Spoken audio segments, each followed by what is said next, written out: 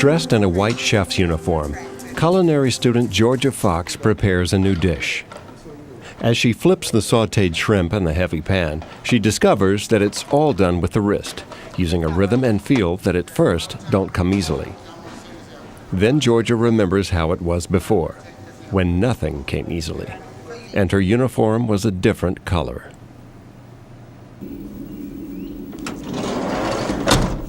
Across town, plumber Michael Lathe makes another house call.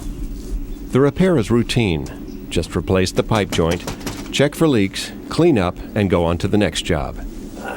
Michael is used to hard work and doesn't mind getting down on his knees to get the job done right. But every morning for the past year, Michael has been getting down on his knees for another reason. Naturally started off with a pint, led up to a fifth, and right before I went to jail, I was drinking almost 3/4 of a half gallon of liquor a day. When I hit that rock bottom, had gone from prostitution to boosting, going in the stores, stealing clothes, and got popped in dealers for a $50 pair of pants. I got 3 DUIs in less than 6 years. And my third one, Judge Howerton, decided not to give me bond. He made the comment, Mr. Lathe, you got to know that when I can remember a man's face from the last court date to right now, he said, you got to know, son, I'm not letting you go home. So I never did go home. I was in jail for 3 months. But when I got locked up the last time, it was a total different sound with them doors closing behind me. I had never heard that sound before. And didn't know if there was going to be an out. My son informed me a couple of months after I got out of jail that he, my mother, and father had actually started planning my funeral before I went to jail. Because even though I was there, or called myself being there, I wasn't there. I wasn't there for my kids. I couldn't have been. Lights got cut off, gas got cut off, got evicted, stole from my children. You know, moms don't do that. And I could feel the death in me. I could feel myself dying. I really could.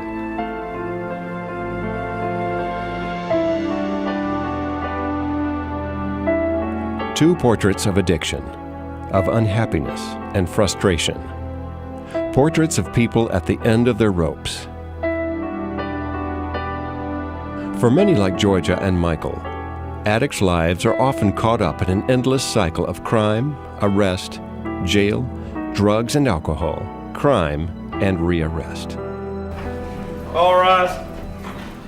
But Georgia and Michael were given an alternative to jail, a chance to end the cycle and jumpstart their lives. Be seated, please, and come to order. Afternoon, everybody. They took that chance, knowing full well it was going to be neither quick nor easy. How many more weekends you got to do? In the Mecklenburg County Courthouse in Charlotte, North Carolina, a special session is underway. Many of the faces in Judge Philip Howerton's DWI court are familiar to him. Each month, participants in drug courts appear before the judge's bench to report their progress, or lack of progress, in a relatively new program designed to fight the root cause of their legal troubles. Laura has 224 days clean today. Way to go, Laura. Come on up here, young lady. I've got a certificate for you. Congratulations. Good job. Well, one of the things that judges have traditionally done is arrived on the bench, listen to testimony, and make decisions, and then leave, and then wait for people to do what they're supposed to do. What started 15 years ago with the drug court was the recognition that we have a responsibility to allow families, and particularly individuals, to improve their life so that they comply with the court orders. And we've done that through what's called therapeutic justice. So we enhance their ability to comply with our court orders by providing services and judicial leadership in putting together programs, holding meetings, convening individuals to help put this process together. In this court model, the assessment is a more comprehensive, family-oriented assessment that looks at obviously substance abuse and mental health issues, but goes beyond that to look at the needs of both the children and the adults with an eye towards reunification. That assessment process in this model has a great deal to do with the development of case planning and the actual interventions that are used to ultimately hopefully reach reunification. Drug courts are a beautiful example of what we know as problem-solving courts in America. This is really a representation of a different way of thinking in the courts, where the courts take on a responsibility of solving the problems of the people that come before the court versus just really throwing away people who have problems in prison. Statistics conclusively prove that drug treatment courts substantially reduce the drain on court and prison system resources. Over a 3-year period in Mecklenburg County, the rearrest rate for drug court program clients was 11%. The national rearrest rate for non-participants was 67%. To incarcerate a single drug-using offender for 1 year can cost between $20,000 and $50,000. The annual cost of a comprehensive drug court program for an offender is between $2,500 and $4,000. Beyond the cost savings, an even greater benefit can be applied to the bottom line: the number of lives and families saved. When you look at the application of treatment, it's not just about substance abuse treatment. What we found in drug courts and what we find in family drug courts is once you take away the substances and the person engages in some recovery and sustained recovery, there's a number of other issues that come up, whether that be mental health issues, other co-occurring disorders, other issues specifically related to trauma and women, transportation issues, housing issues. The mechanism of case management is an opportunity to bring all of those treatment providers together to work towards a unified case plan. Where's Mulia? Attending the drug court session are the public defender, the district attorney, a probation officer, a representative from the treatment facility, and the case manager. The case manager is the drug court system organizer, someone who guides the recovering addict through the maze of the legal system, as well as the healing process. In a legal system, their focus is on rights, and they assume that covers needs. In a mental health system, it focuses on needs, assuming that it covers the rights. In a drug court system like the one that works in Mecklenburg County, you have individuals who have been trained in thinking in both avenues, coming to meet through the case manager. In some areas, you have the probation officers who are trying to be the case managers. Well, probation officers are good probation officers, but them doing case management conflicts oftentimes with what they are supposed to do as probation officers. The client may not be as willing to talk to a probation officer about their struggles with continuing to use. Can you imagine somebody feeling comfortable telling their probation officer, hey, I used cocaine this last week and I can't seem to stop? Because you want a third party who's objective, who's not a part of treatment, who's not a part of probation, but who is part of the court, who sits there and is able to help to pull all of these services together. They are the cog in which that wheel turns. You're doing good, and it's job related. The first portion of my duties with Ms. Fox was assessment to ascertain whether she was actually qualified and capable of completing the program. From there, it turned into case planning. The referrals are basically and traditionally a piece of paper or a phone call to someone and asking or informing them that this client is going to come. The linkage part of it comes in and is very important is in that there are limited resources in the community and people get lots of phone calls for services for their clients, and the linkage is establish a relationship with the providers if possible. The most important part, in my opinion, is the advocacy. I'm the client's advocate.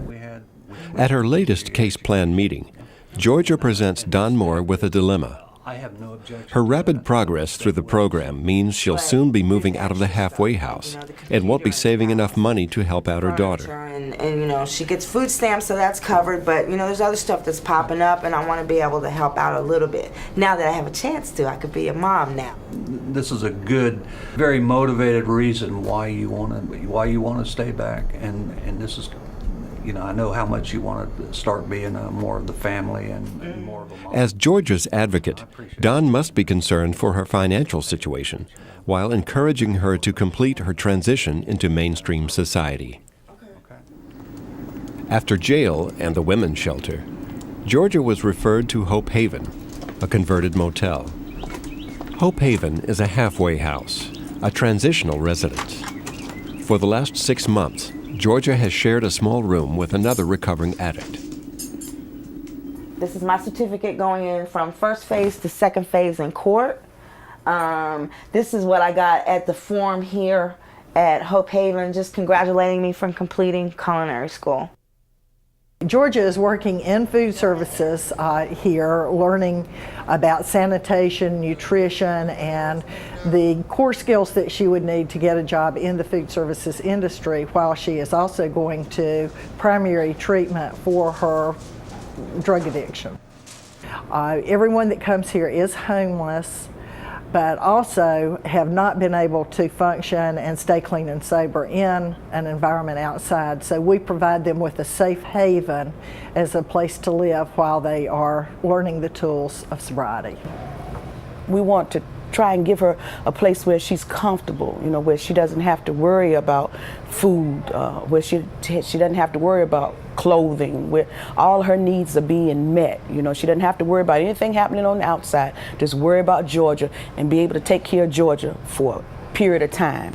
And the closeness of seeing people every day and making sure that they have the provisions they need to succeed with their being clean and sober and working toward a firm foundation for their recovery has really given me another energy level of wanting to continue working in this field. So Hope Haven has given that to me, and seeing the 200 or so people we can see every day wanting to have the same thing, and that's being clean and sober.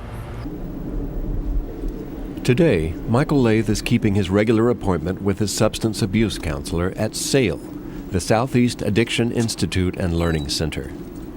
SAIL is an independent treatment facility where clients referred by the drug court are required to complete a months-long program of meetings, drug screenings, and therapy.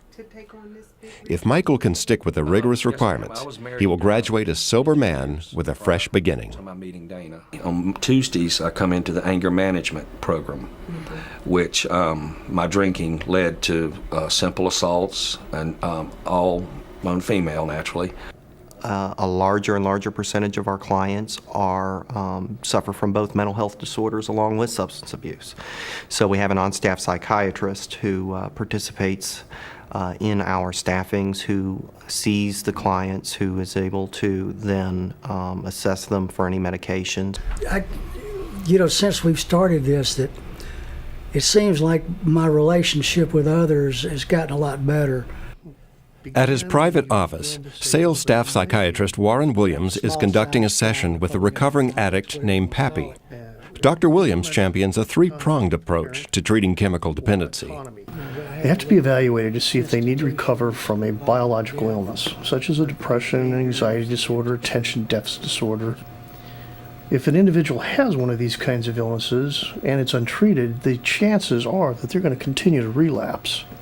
The second is a recovery of the psychology, of the sense of self. They've got to learn how to fit in their environment, both in terms of relationships and in terms of society. That means they need to learn how to respect authority and to be able to have intimacy or closeness.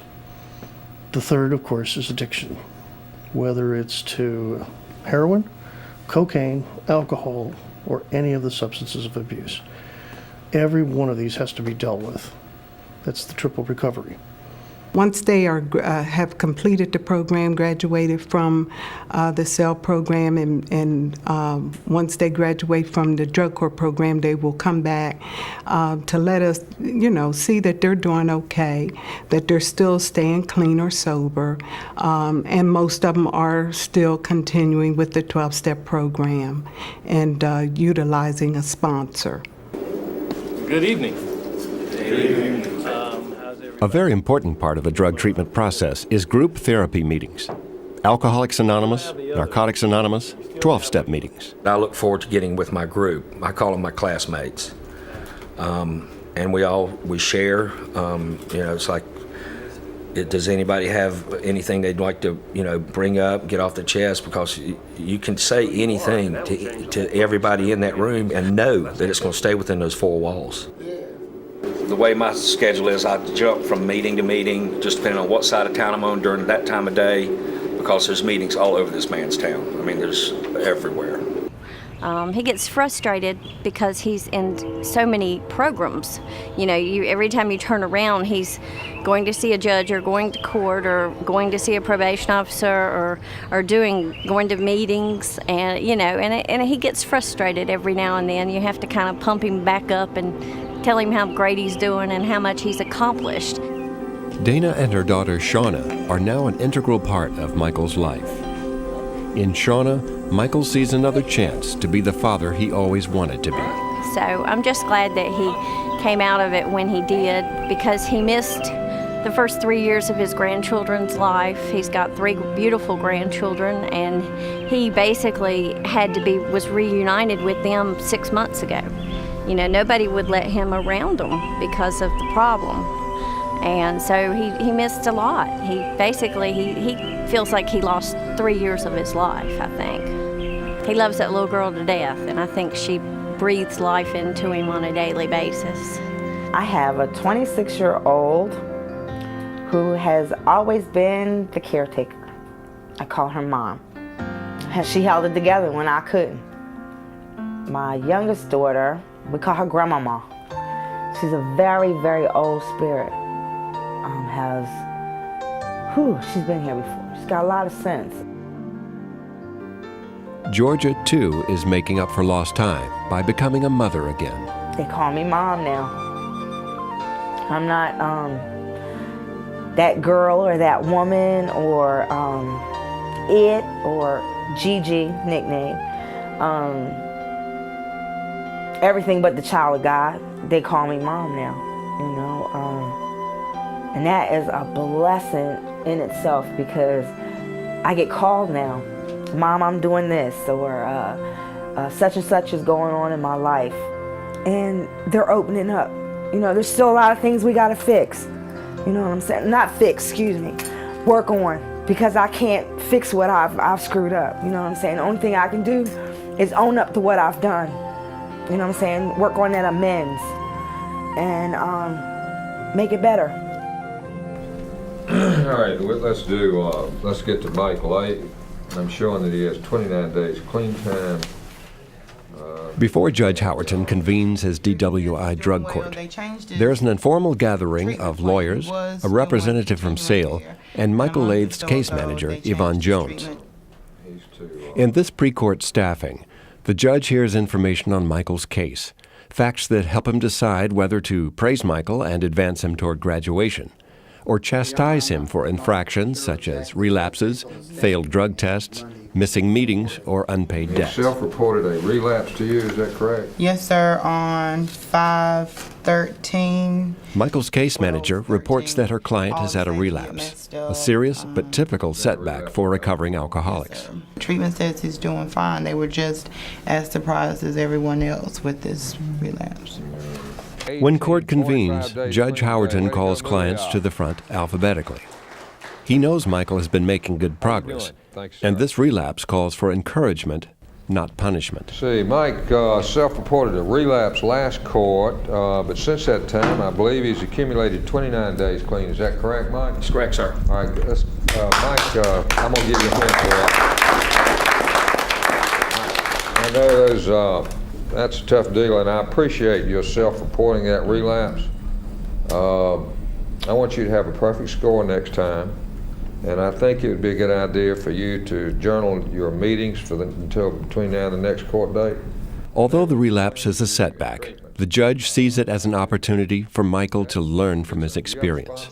Yes, sir. Instead of feeling his lost ground, Michael is actually encouraged to continue on his course toward recovery. Congratulations on that. Thank you, sir.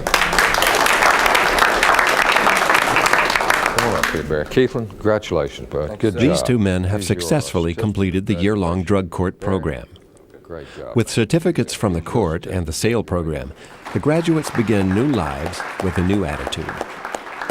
Michael knows he has a lot of hard work ahead of him. But in the smiles of these men, he can see the light at the end of the tunnel. But I know you put your work in too, so thank you. Just thank everybody. Everybody here helped me get through this, you know what I'm I look forward to graduation where I can personally turn around and look at Judge Howerton and thank him for those 90 days. All right, guys, don't drink. Go to meetings. We'll see you next time. Having people come in and out of prison is very expensive. Having people come in and out of prison is not very effective.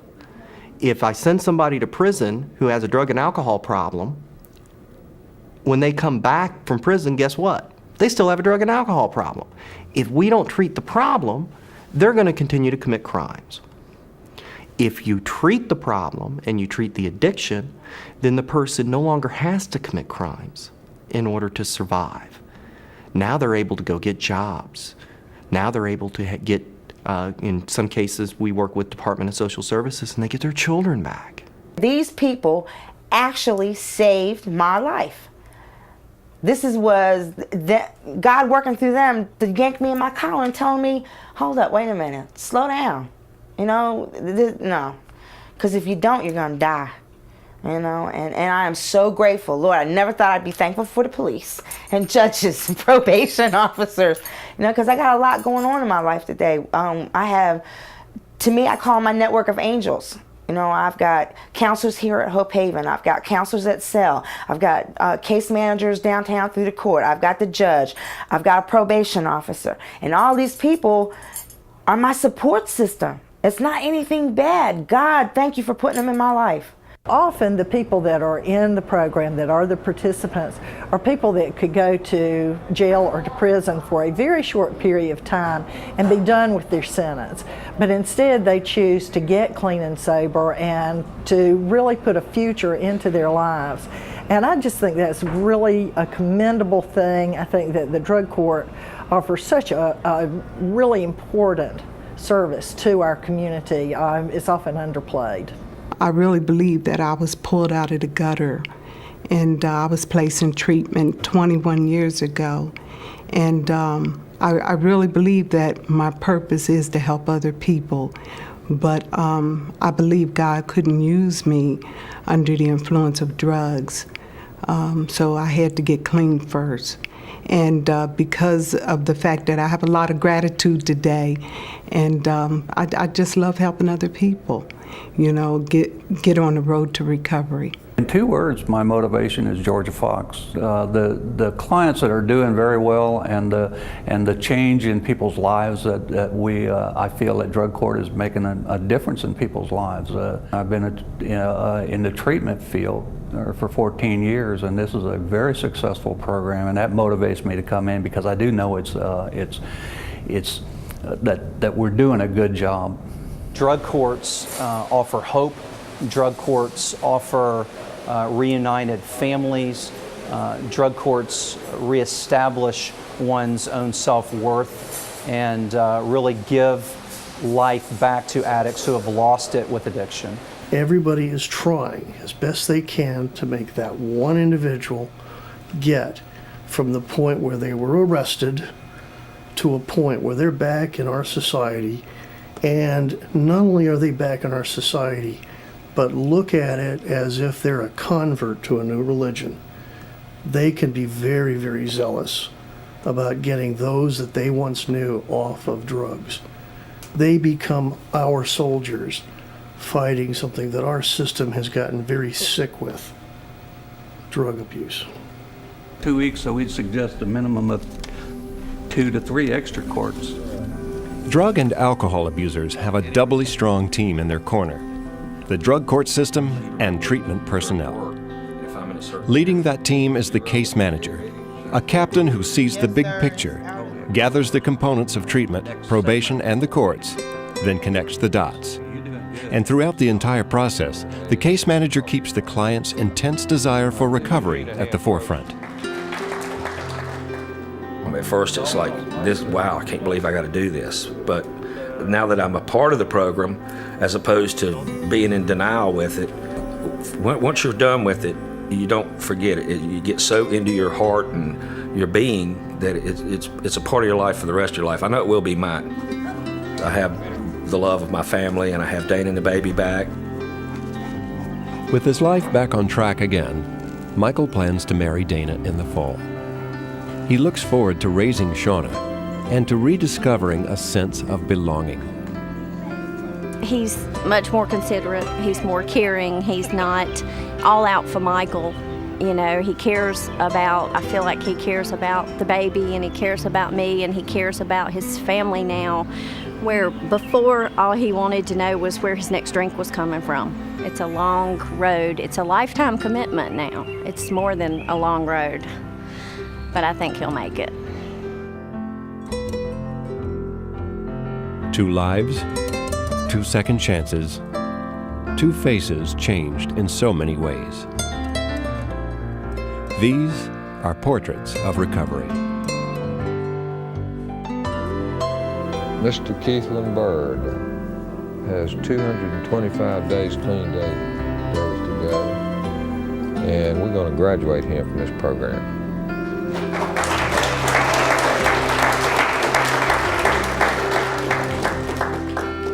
Hey, way to go, Jesse.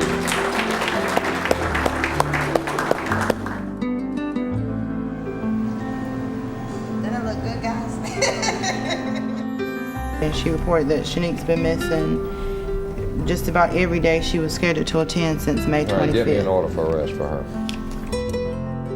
On the other hand, if you choose to make a change in your behaviors, you live longer. Okay, so both of you guys need to make sure that while you're there, that you get your hours signed off.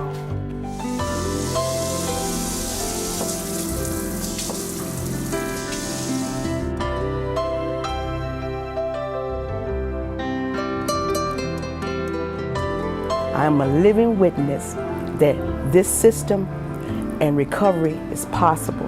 Been there, done it, got the t-shirt to prove it. I've got a lot to be thankful for, and the biggest part's just being sober. My first birthday clean in 30 years.